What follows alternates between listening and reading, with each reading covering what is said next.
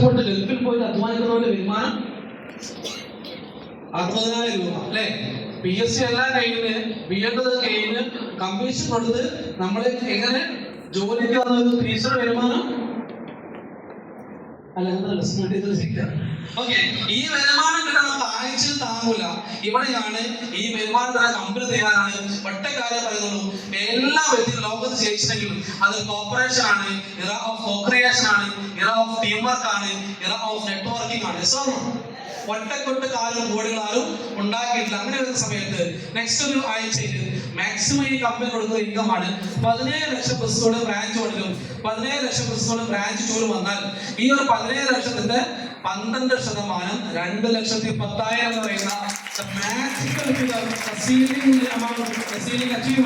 ഇതാകാൻ സാധിക്കുന്നത് 2,10,000 രൂപയാണ്. അതാണ് നമ്മൾ ഏറ്റവും കൂടുതൽ ആഗ്രഹിക്കുന്ന ഒരു ഫിഗർ എന്ന് പറയുന്നത്. ഇനി ഈ വരുമാനം ഒരുപക്ഷെ വിശ്വസിക്കുന്ന ഒരു കാര്യവും ഇല്ല.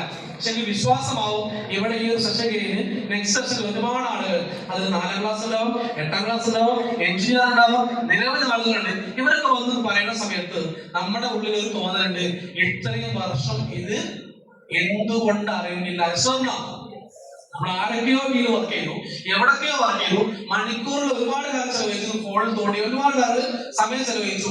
എന്തുകൊണ്ട് നമ്മുടെ മൈന്യൂട്ട് ആയ സെക്കൻഡ് പോലും ഇതിനു വേണ്ടി ഉപയോഗിക്കാൻ സാധിച്ചിട്ടില്ല. സ്വർണ്ണം ഇത് മാത്രമല്ല, ഇതിന് പുറമെ മന്ത്രി ഒരുപാട് പെർഫോമൻസ് ബോണസ്, അതുപോലെ തന്നെ star income, rank income, star loyalty bonus